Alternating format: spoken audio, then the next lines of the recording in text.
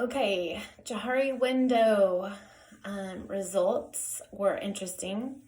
I sent my questionnaire to my brother and to 3 of my closest girlfriends, 2 of which I've known for about 7 or 8 years now.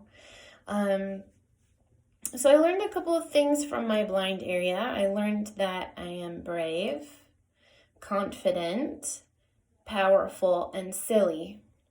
Those are some fun ones. I know my brother's the one who said I'm silly. We get silly together. We still play with each other and make jokes and things. My unknown area is that I am able, bold, clever. I am an extrovert and an introvert, which I thought was interesting. I'm ingenious, I'm proud, I'm religious, and I am self-assertive. My hidden area, which is an area not known to others, the 2 that were in that area were caring and intelligent. I think that might not necessarily be true. I think a lot of people would say I'm caring, but maybe not intelligent. I think that most people maybe don't think of that word when they're thinking about me. What is the difference between listening and hearing? Listening is actively paying attention to what someone's saying to you, and hearing is just noises and sounds that we hear in our everyday life. Even if it's a kid talking to you, it's easy to just not listen to it, especially if you have a lot of kids. And to actually listen, you have to stop what you're doing, make eye contact, and pay attention to who is talking to you. All right. Do I see cultural differences in the way we listen to one another?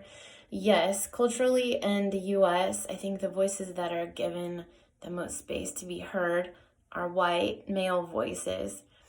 And their voices are also valued and validated in our culture. So listening is biased.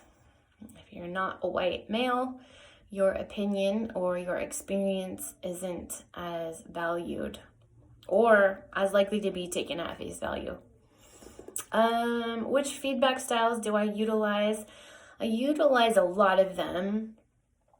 I use interpreting with my kids. I use directive listening. I have to help them learn to manage their homework in different situations in our family.